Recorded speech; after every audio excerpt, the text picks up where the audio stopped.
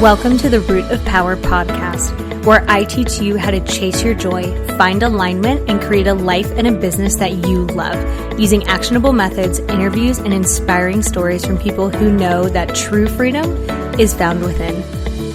I'm your host, your always hype woman and sometimes ass kicker, Amanda Chills, and I am so proud of you for choosing to step into your power. Come along, we've got dreams to build.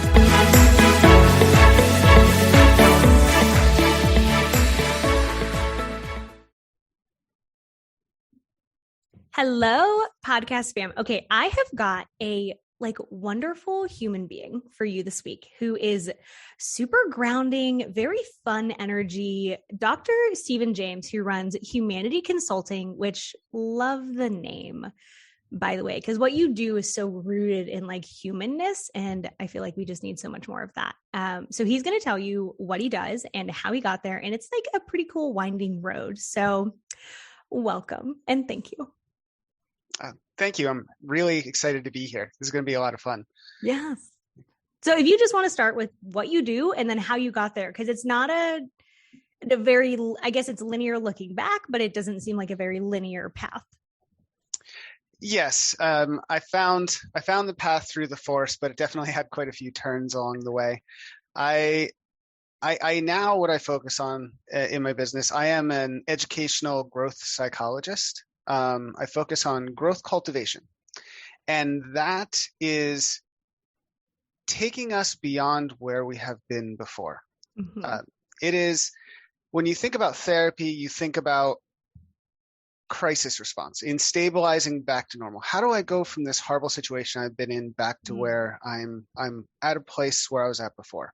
Mm-hmm. When you think of other types of health and wellness, things like coaching, you think of here, I've got some goals that I want to pursue and some things I want to achieve. Help me build habits to get there. Yeah. Growth cultivation is neither one of those things. It is the psychology of development of our intrinsic selves. Mm. So we know that there's a process that goes on in your mind when you go through difficult times. We all know that when you struggle, that's when we gain the most out of life. Mm. We don't like the struggle. We don't like the trauma. We don't like getting knocked down. But we also know that when we come out the other side, we're usually more authentic, more true to ourselves. Yeah. And that has a name to it called post-traumatic growth. And what I work with is understanding what that process is and actually unraveling it. Taking off the peels and getting down to what's actually going on in a person that develops that more authentic, true self. Mm-hmm. And what's ultimately happening is people are becoming more self-transcendent. And that comes through the development of the intrinsic self. Now, I've started to dive into, I've talked about self-transcendence, and we said it's humanness and it's intrinsic. Mm-hmm. So all of these things are often terms we associate with alternative spiritualities or some sort of mysticism almost. Yeah. Except I approach it completely from a scientific perspective because all of this is in the psychological literature. So there's a defined process that we can unravel to understand how we grow as people to become our most true, authentic, self-transcendent selves. And I lead people through that process. Okay, first of all, yes to everything. Everything you just said. So I would like to talk about maybe then why trauma, stress, grief, hardships break some people and make others. Is it that they have more intrinsic buffers, which we're not going to deny systemic supports or systemic barriers. Obviously those things make a difference as well, but why do some things that break some people make others, if that makes sense? So I'm going to push back on your question a little bit there, and say that in order for real growth to occur, we have to break. It's critical. So I take issue with some of the interpretations in the way resiliency is being implemented. It's the new buzzword for education and in a number of other fields. We all need to be resilient and push through. Well, no, we don't. No, we don't. Many times the correct better option for us is to fall apart, is to be weak. Now resiliency as a concept in psychology can be very helpful, but the way it's been implemented and addressed in the public has been somewhat negative, because it's just another way of saying don't be weak. And we need to be weak sometimes. So I can say that from the literature, when it comes to this idea of post-traumatic growth, the people that benefit the least from it are the people that hold on the strongest. Ooh, interesting. The reason for that is because when you're looking to find and embody and actualize a more intrinsic self, you have to let go of the person that you've been. And the more we cling on to that person, we end up pushing past the phase when we can make real change. And then we're just back to who we've been before. Well, that's the whole point of why we were trying to grow, was to get beyond that. Right. So if you're not willing to let go of who you are, you can't become who you're meant to be or want to be. Yes. Very much so. Fair. How did you get here? Like, were you just born a baby and you're like, let's talk growth, Mom? No, definitely not. I started in a very different track. When I was 5 years old, my grandmother got me a little mobile set of the planets that were to scale. And I was able to pin them on my ceiling. And I just remember looking at it and thinking like, wow, this whole little, even at 5 years old, this little marble right here is the entire planet Earth. And yet here's Jupiter, and then here's the sun, which doesn't even fit in the screen. And I'm like, oh my gosh, this is just the solar system. So I became fascinated with science and astronomy and space. And I picked up my first book on quantum mechanics when I was 9. Decided I wanted to be as 9-year-olds do. As they do. I was pretty geeky. But it was fun. I loved reading about it, and I thankfully had very supportive parents and teachers that indulged my geekiness.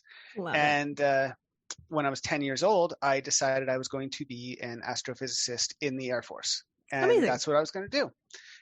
I also had it in my mind that if there was aliens and spaceships, the Air Force is the place that would know about them. So I would be able to go there and know all of the secrets and conspiracy theories myself.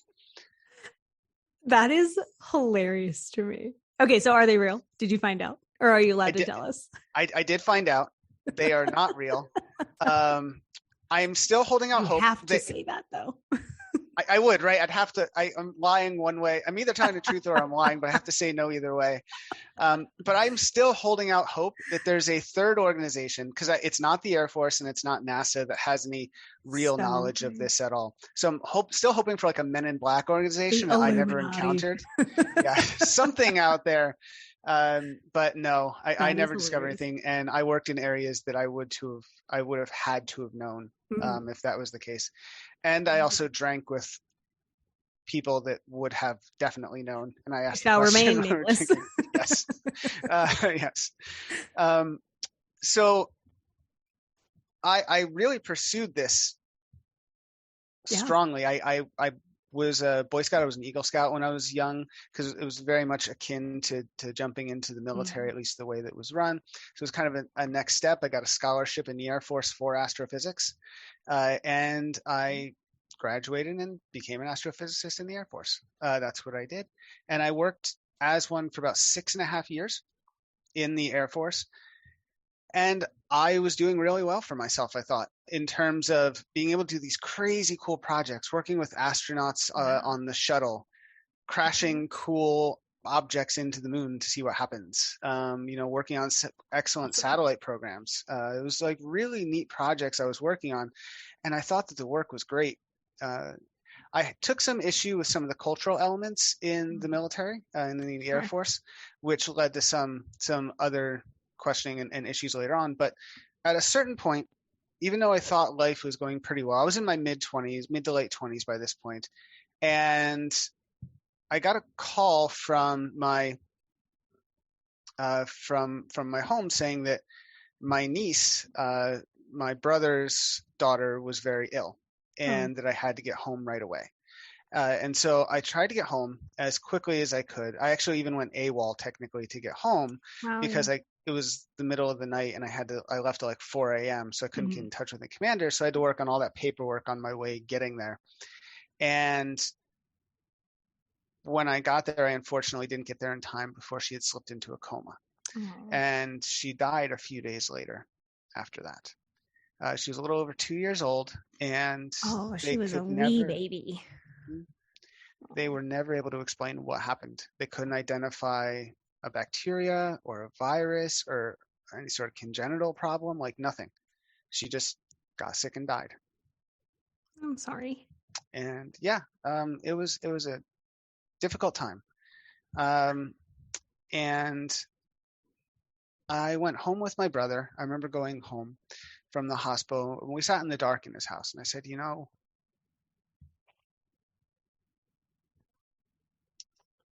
this kind of thing can tear a family apart. Yeah. You still have your wife, and so you guys got to work together and make sure that you're there to support each other, because you don't want to see what you have left fall apart. And you still have 2 other children from a previous marriage. Yeah. So you have things to take care of and people around you. But I was only there for a brief period of time. Like, I had to go back to my station, which was several thousand miles away, and I wasn't there for him.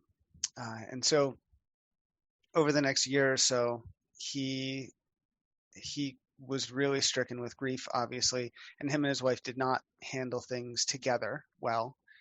She was always reminded her of the child she lost. Right. And for my brother, became a recluse and just didn't want to go out. He wanted to stay in a comfortable bubble.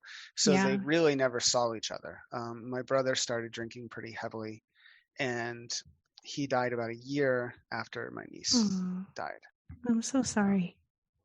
Yeah. And I took that, I took a lot of responsibility over his death, because at the time I was in the Air Force, and the Air Force has or the military in general has a kind of mentality of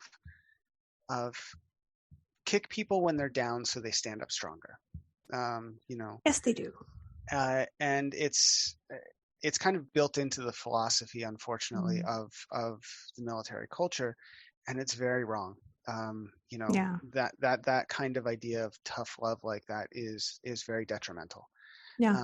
And I was young and impressionable, and I took on that view, and I used it with my brother while he was in grief. And so that pushed him further away. I was his best friend. I was his only brother too. And I can even look back at some of the emails I sent him and read them, and they weren't nice, and they weren't compassionate. And so I take on a lot of responsibility for what happened, because he died feeling alone. He died alone in his house.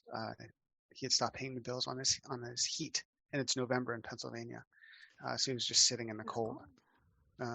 So he had pretty much given up the will to live. And so that was tough. At the same time, my 2 nephews from my brother's previous marriage were still they were also looking for an explanation and someone to blame, and they kind of looked towards me, even though they didn't know about all of these emails and things. Sure. They looked toward that, and they kind of cut off contact with me as well. So that's like loss. Yeah, that's a lot of losses. So then 3 months after that, my best friend since childhood was killed in a car accident. Damn. And then a week after that was when, at this point, I was working on my graduate degree in the Air Force, and I was graduating a week later, and my new assignment was out to Hawaii. So I was actually within driving distance of my family while I was in graduate school. And this took me really far away from the little bit of support network I had left, and left me alone and isolated where I was out in Hawaii, in Outer Islands, Hawaii, in a very different culture than what I was used to. Right. And it was tough. I was alone, and eventually I tried to dive into my work, but eventually I broke. Yeah. How could you not?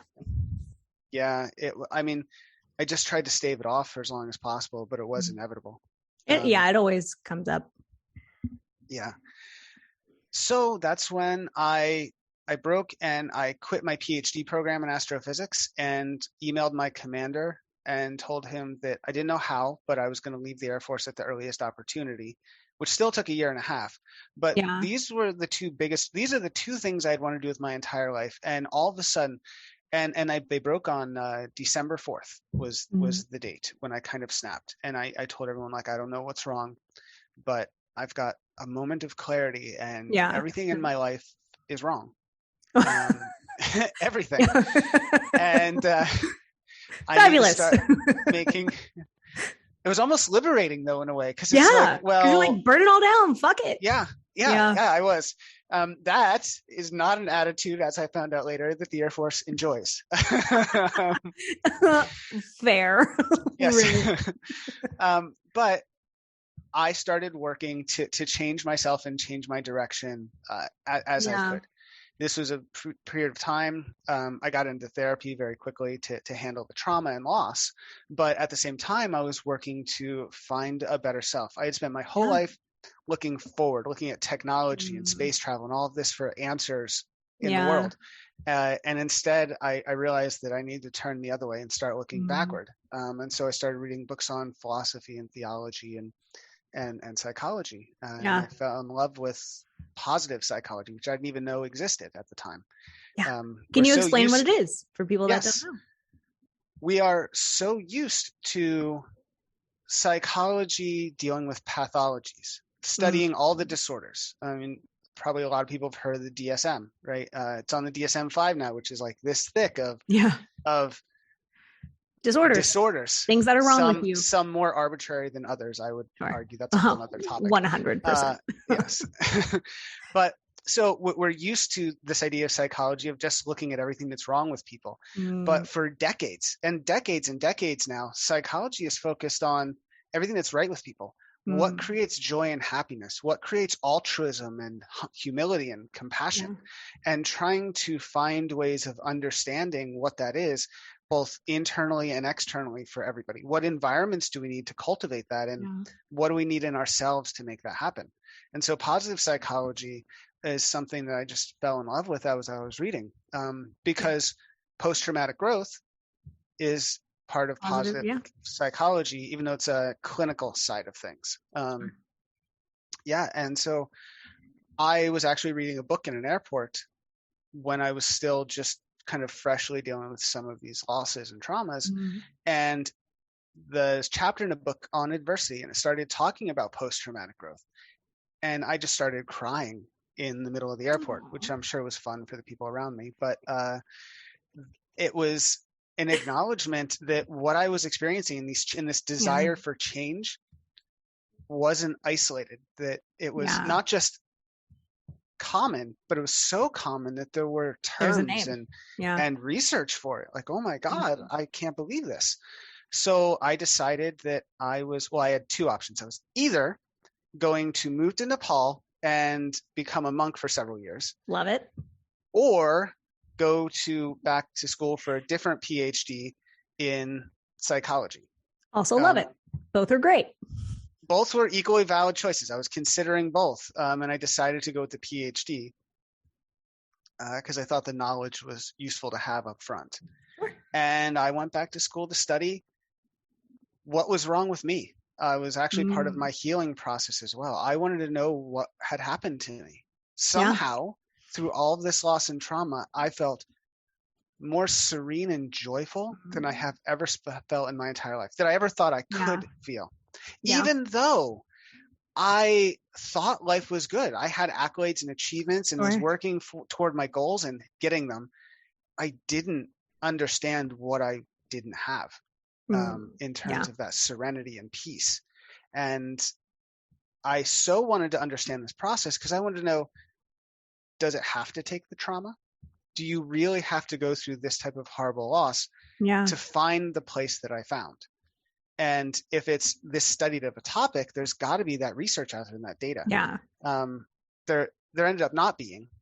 There's lots of research on post-traumatic growth and conditions for it after a loss. But the idea of, well, what's the process in a way that maybe we could, quote, educate this? Is there a way you could teach this kind of growth. And there really wasn't anything out there. And that's where I did my research for 6 or 7 years, was into that. And I implemented it for several years into some schools, both in terms of courses and school-wide culture changes. And that's amazing. It works. It's a process that works. You don't have to go through trauma to experience those results. And I've been able to find a way to give people what I found. Yeah. Which is, I would scream on the podcast, but it would hurt people's ears. So we're not going to, but like, safe to say I'm excited about the work you do. I think it takes a very particular type of human to, one, go through hell and come out singing, and then two, allow others to not go through hell, but like teach them how to sing, if that analogy makes sense. So taking your grief and turning it into a gift where you actually just made it into a formula. So it's like, I was talking to a friend of mine about cooking tonight, and they were like, oh, I was like watching you cook the other night, and like, I just can't do what you do. And I was like, I throw shit in a pan and cook it till it's done. Like, it's not hard, but I'm like, oh, if someone's never been given a formula, then they don't know. Like, so like as a therapist or coach, I have formulas for like setting boundaries or healthy relationships or having standards. Like, so then when we think about, oh, well, how do I do this? It's like everything we do is formulaic. And so it's helpful or it's not helpful, right? But if we can teach people the formula, they can fill in their thing, which is exactly what you're doing, which is so dope. So like, what is one of the coolest or most memorable transformations that you've had? Because you work with like schools, businesses, organizations, individuals. So like, you really have such a wide breadth. I don't think I pronounced that right. Such a wide variety of people you work with. Like, what's some of the coolest turnarounds that you've seen?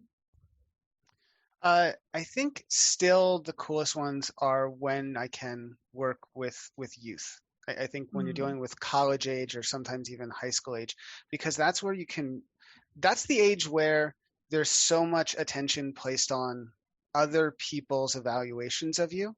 And part of that's neurological. It's part of the neurological process of development. Brains break in the teenage years into the early 20s. They just don't work right by design.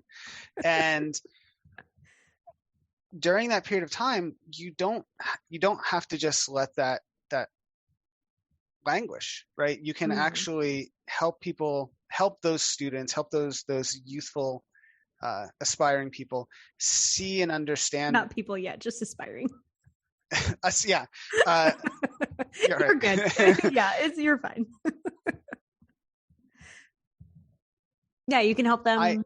I had a student once that had an auditory processing disorder, and which meant that they could be in a room where it's totally silent, but like every cough, every sneeze, every little snicker was amplified, and it caused them to not be able to function in classrooms. Yeah, and this ended up leading to a whole bunch of problems with the schools they were in, with the teachers, with the other students, and such a saddening amount of self-doubt and to a crippling level of anxiety, and helping them understand the psychology of building self-confidence, of overcoming conformity, of understanding why people act the way they act in the first place in terms of self-validation, and helping them find their intrinsic direction at an early age that they took and ran with it. And they actually went and are now a huge advocate for, they went into psychology themselves, and now as an adult, they are an advocate for domestic violence survivors. Oh yeah. So it's places like that I see the most transition, because there's also still that youthful optimism of like, well, what can I do next? Where can I go from here? But you're right. I work with a diverse group of people. I'm even working right now with a couple of families in terms of improving family dynamics. I love that. Because you work with the teenagers in that same way, or the young people, but then the parents also, they may have taken their life in the wrong direction, Sure. or it might also be the case that some of their ideas of parenting maybe need a little adjustment Right. as well. Right. Not that anyone's a bad parent, but maybe there's better ways to Mm. support adolescents. I Yeah. mean, in terms of my clients that I have. Yeah. Yeah. And, I get a lot of teenagers and the parents are like, fix my kid. And I'm like, you raised your kid. We got to fix everybody. Yes. But I think too, and you may find this with your young people, and if we're working in a company with multi generations, like I really find that older people, parents or bosses, like struggle with young adults. They're like, especially if they like in a family unit, they're like, well, this was my sweet little baby, but now they're becoming an adult and like, I don't know what to do. Like, you can't treat them like a 7-year-old anymore. So really, like, taking a systems view, which it sounds like what you do, and saying, okay, what's everybody's trajectory, and where do you want it to be, and what's your own personal growth, what's your own goals and dreams and hopes, and then let's make it work as a unit. Yeah. Like, lifts the whole system. Yeah. When it comes to that generational thing, and I definitely can point to this in the business clients that I have as well, is understanding that the experience and wisdom you have in a field or in life in general is only as good as what's received by the people you're trying to give it to. If people don't receive it, a communications thing. We all encode our language in a particular way and it gets decoded on the other end. If the way that that's communicated is never received in the way it's intended, then it might as well have not even been said. Sure. And oftentimes, when you're speaking to someone that's young enough and maybe even brash enough, you might not be able to say it the right way in a particular time. Sometimes you have to wait for there to be a mistake or a moment of uncertainty before you can say things.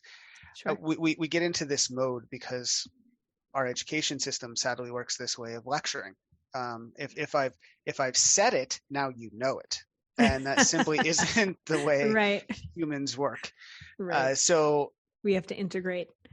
Yeah, you can't just say something to someone, especially when it's got to do with their identity and sense and their sense of validation.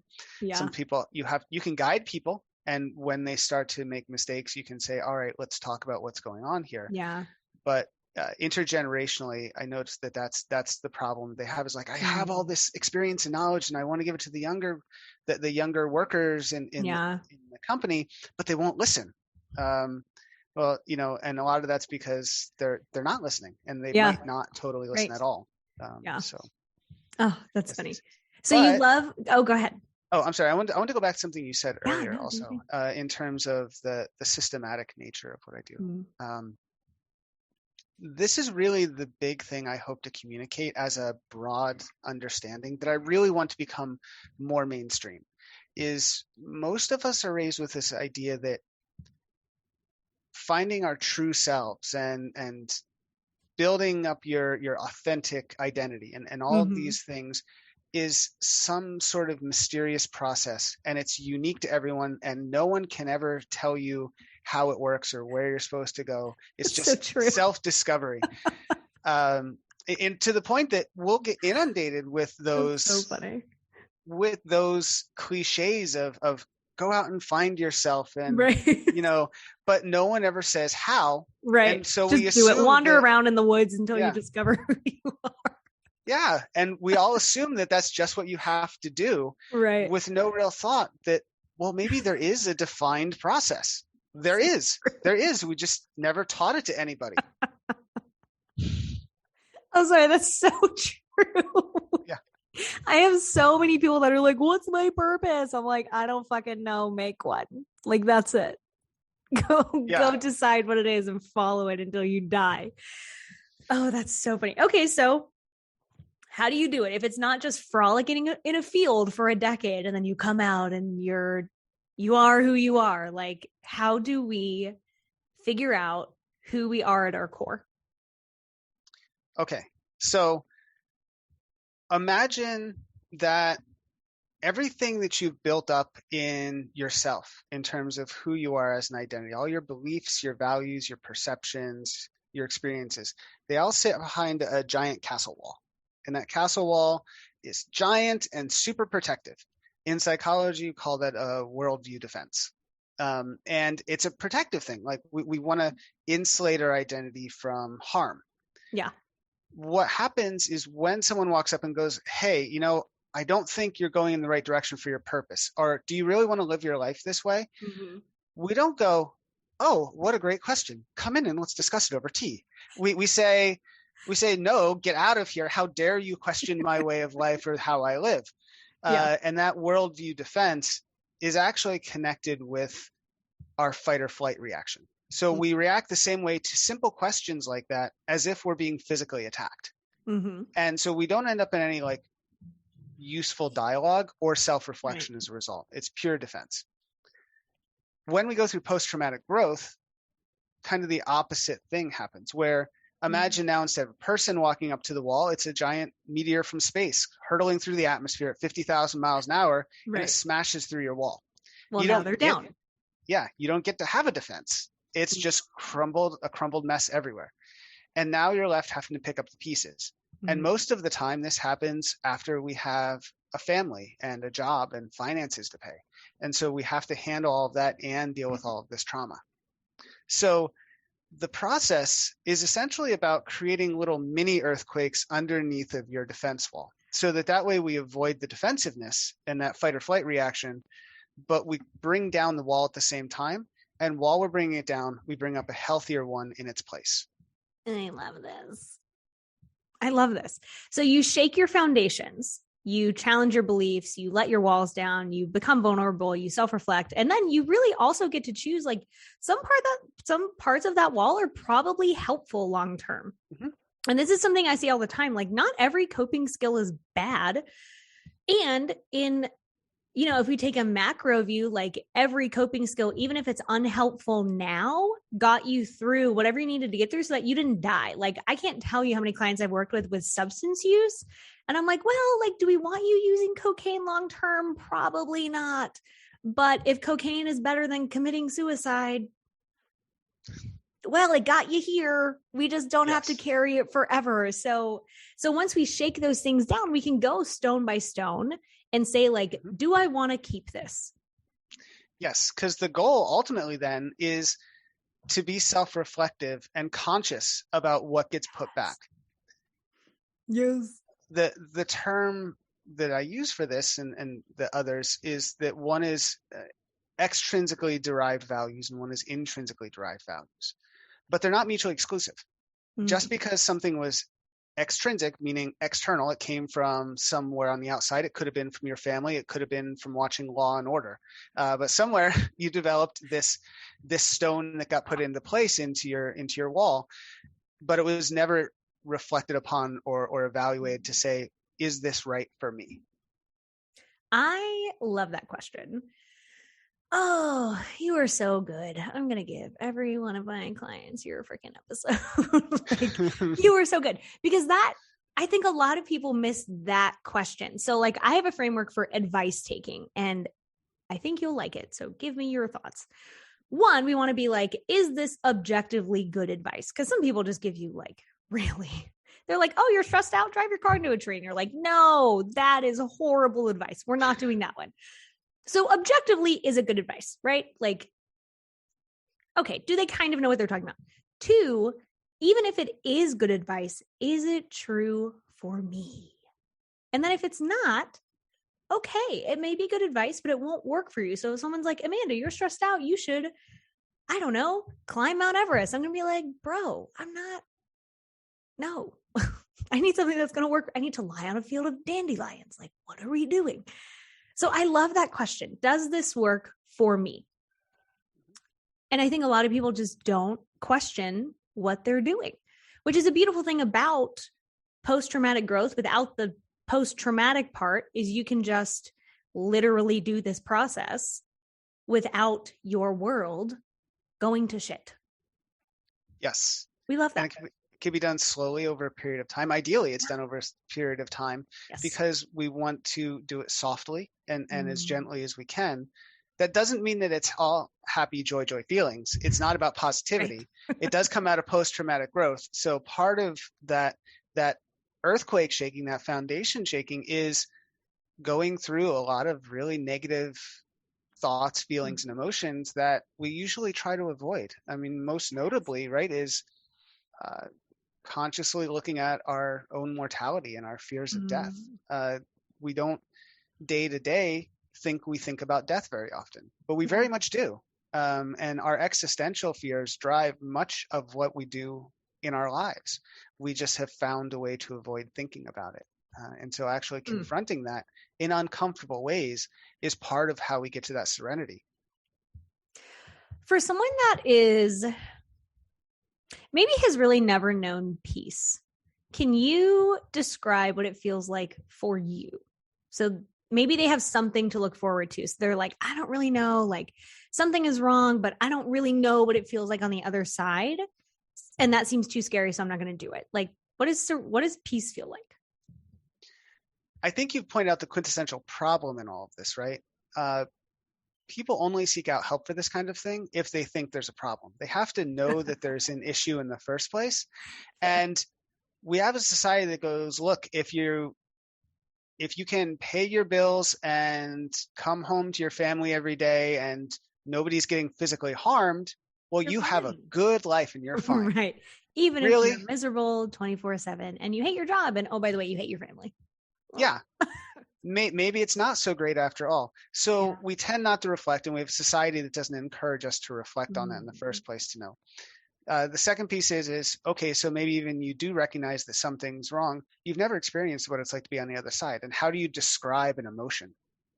So that in and of itself is a problem that I think is still going to be left for philosophy in general. What I can say about what it's like on the other side is I am teaching a master class right now, and the topic for the month is beauty. What's the psychology of beauty? And how do we experience more of it in our lives? When you really come out the other side of post-traumatic growth, all you can see is beauty. It is everywhere. You're so good. Damn. Can you repeat that? When you come out the other side of post-traumatic growth, all you can see is beauty.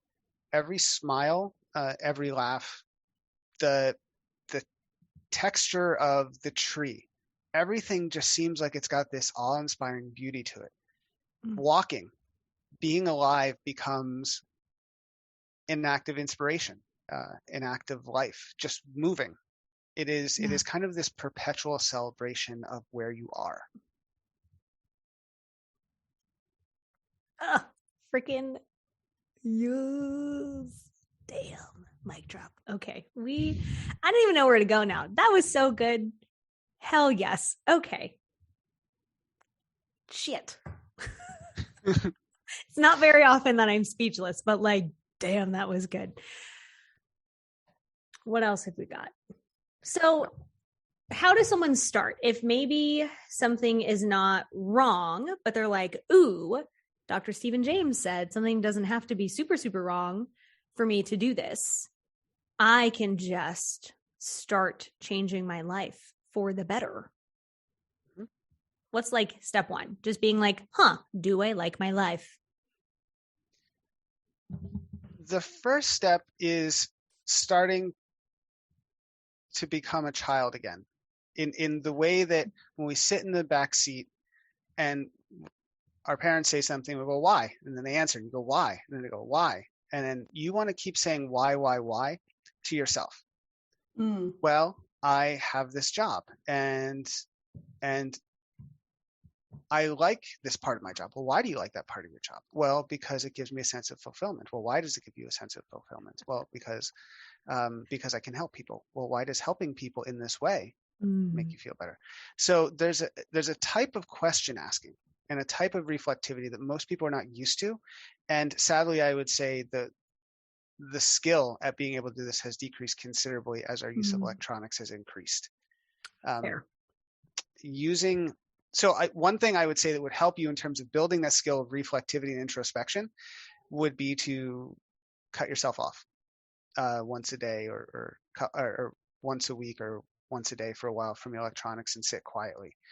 The more we distract ourselves, whether that's background music or video games or, or whatever it happens to be, the less time we're sitting alone with ourselves. Mm-hmm. And sitting alone with ourselves is the first step, because that's going to help our brain develop in ways that can help us be more reflective.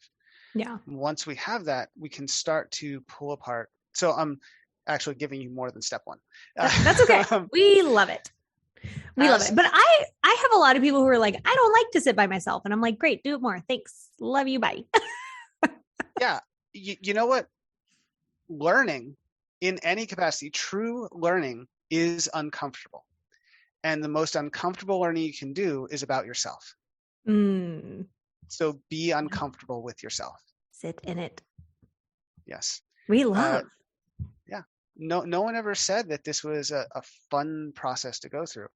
And, I think we do a disservice if we try to tell people that yeah, we're just going to focus on positivity and rainbows for the whole thing. Like, no, there's some deep work we need to do if we want to get to a good place, right? And that's spiritual bypassing. Like, we don't want to do that either, because it's not sunshine and rainbows. Like, you got to dig the rot out. And by the way, we're the ones who plant the rot. Yes, so we are. Then we have to take accountability for that. And that sucks. And we're like, oh, my garden isn't flourishing because I plant poisonous things. Oh. Yes. Yes, Kitty. My cat is very interested in this conversation. You can't hear him. Let's get everybody involved. He's very existential. We love it. He's like, why aren't you feeding me? All mammals can participate. Fair. So as we're being introspective, what we're looking for is motivations that are not intrinsic to us. And what it means to have an intrinsic motivation is, I'll step to an aside and come back to the rest of that sentence in a moment. Sure. To dispel a myth. There's no such thing as natural talent. It does not exist. You are not born more capable of solving a math problem or building a house or driving a race car than anyone else. Genetically, there's some things in terms of, maybe height. People are more inclined to be a basketball player if they're tall. Sure. But outside of those physical characteristics, there's no such thing as natural talent. What you've learned to be good in, what you've learned you're good at, and what you've learned you're bad at has come from the cultivation of your intrinsic motivations. So we don't have intrinsic talents, we have intrinsic motivations. And this starts from when we're very, very young. When we're babies, the things we're inclined to pursue just because they're fun on their own. And what is naturally fun on our own is going to be different for each person. And so as our brain starts to develop and we're doing those things we naturally just are inclined to do because we enjoy them motivationally, that builds pathways in our brain that get reinforced. And then it becomes easier for us to do those things over time. Right. That makes sense. But it's a learned skill. But it's a learned skill that we naturally enjoy. As adults or as we get older, it's the thing that we're willing to stay up until 2 a.m. doing, knowing we're not going to have any sleep the next day, but we just want to finish because we're having such a good time. Those are our intrinsic motivations. And we can't have a life where we're always doing that, where we're just doing whatever we enjoy. Right. But the mainstay of our purpose, our self-identity should center around those intrinsic motivations. And when we've told ourselves that, well, I'm good at this thing over here, I don't enjoy it. I never want to stay up past 10 working on it because I really hate it, but I'm good at it and I make money doing it. Well, that's not an intrinsic motivation. And if you're centering your identity around that, that's not good. Interesting. And I find a lot of people do that. Like, we say, how do you spend your time? And they say, well, I work. Great. What do you do outside of that? And I'm guilty of that, right? Left to my own devices, I will work almost all the time. But I also love what I do. But also, like, your girl probably needs a hobby. It's fine.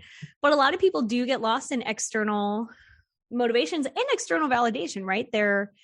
They're doing things for other people that they don't care about, or they're trying to get validation from people that they really also don't respect or care about. And it's like, why?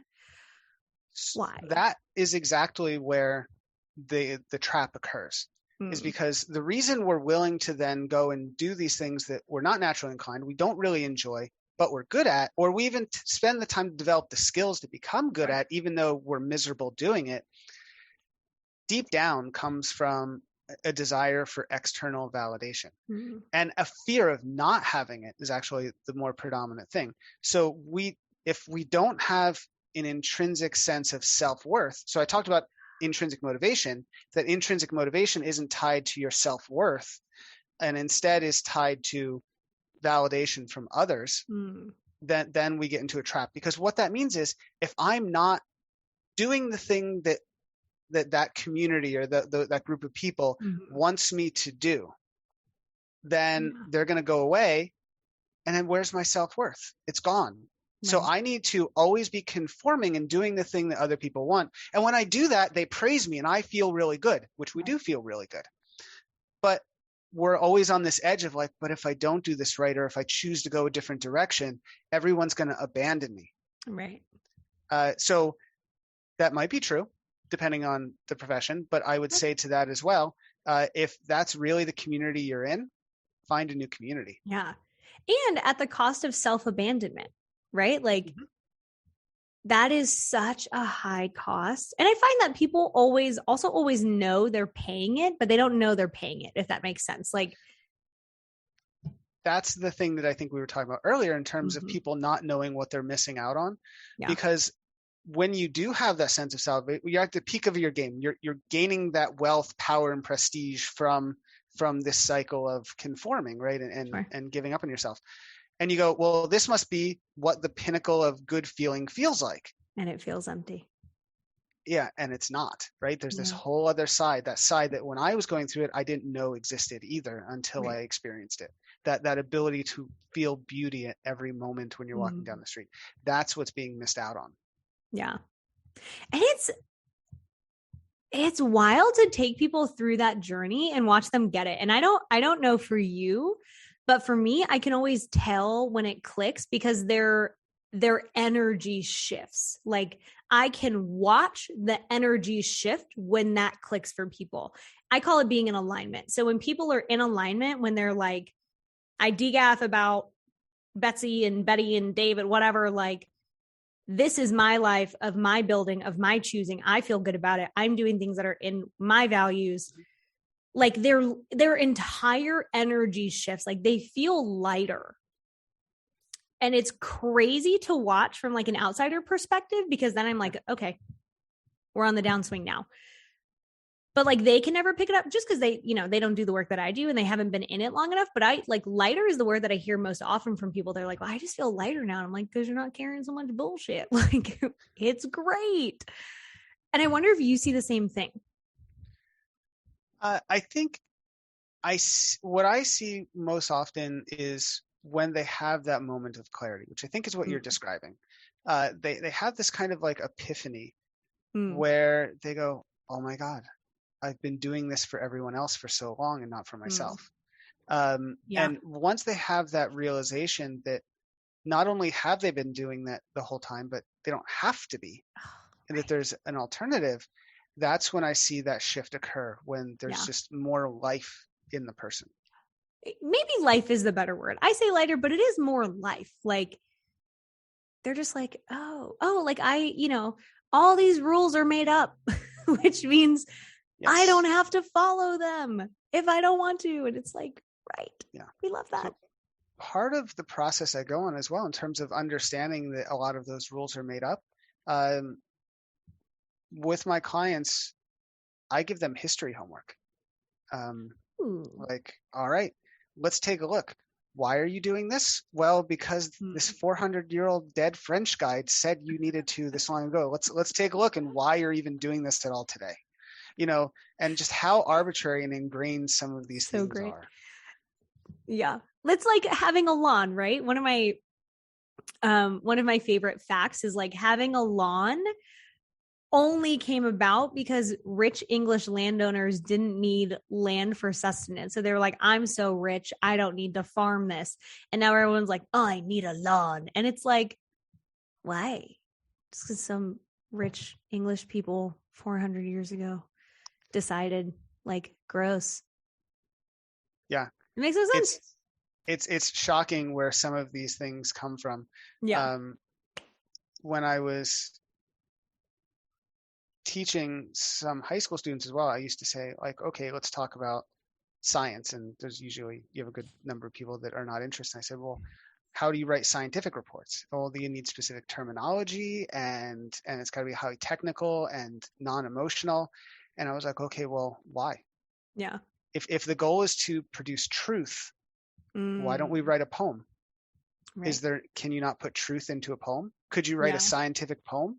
You most certainly could. We just don't think about it because we're trained not to think that way. Yeah. I love the why question. I love the why question. I get made fun of with my clients because they're like, you're kind of like a toddler. And I'm like, yes. I just want to know why we do the things that we do. Like, we're such little gremlins. I love humans. Oh my gosh, this is amazing. I could talk to you forever. How do people work with you if they're like, this guy drops bombs all day long and they're like flower bombs, not destructive bombs. Sometimes they're destructive bombs because we got to break some shit down to build it up, but like not in a bad way. How do people find you, work with you, love you, pay you, all the things? I'm happy to do free consultations with anybody to see if we're a good fit for each other. So I take things from a very scientific perspective initially, but that science kind of merges. Like I said, as you're going to talk about self-transcendence and actualization and all of this, you get this this convergence of truths that come together. So I approach things in a very holistic way, but it's scientific, and that works for some people and not for others. I am always happy, and I love to do consultations just to chat with people about the topic. And you can schedule those right from my website, actually, on humanity-consulting.org is where I keep all of my appointment schedules, and you can jump right on and check it out. I'm also building my social media presence currently as we're going through on all major platforms. Welcome to the jungle. Yes. A personal note. So let me give a little more personal point on this as well. That's actually a challenge for me. I've spent most of my life living very reserved. When I was in the Air Force, you didn't tell anybody anything about what you were doing ever. And we were discouraged from using social media at all in the first place. And then from academia, the only place you ever publicize yourself is in papers or conference proceedings.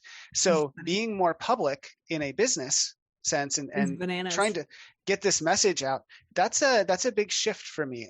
It's fun, but it's also a little anxiety causing as well for myself. In learning how to do this, but I'm excited about it.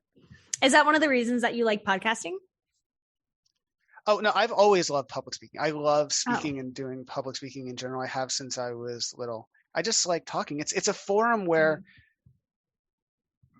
you're standing up somewhere or talking on a podcast, and everybody listening just has to sit and listen to what you have to say. I mean, it's a captive audience. It's great. We'll dig into that ego later, but that's funny. Yeah. Oh, I love it. Okay. Humanity-consulting.org. Yes. Love. Dude, thank you so much. I'm not going to say is there. If everyone suddenly has amnesia and forgets everything that we said, what is the one thing that you want them to remember? Know that you can be more than where you are, and get there by questioning everything around you. You are a gem. Just a gem. Thank you so much. We love this. Okay, fam, go question everything like a toddler. We love it. Yes.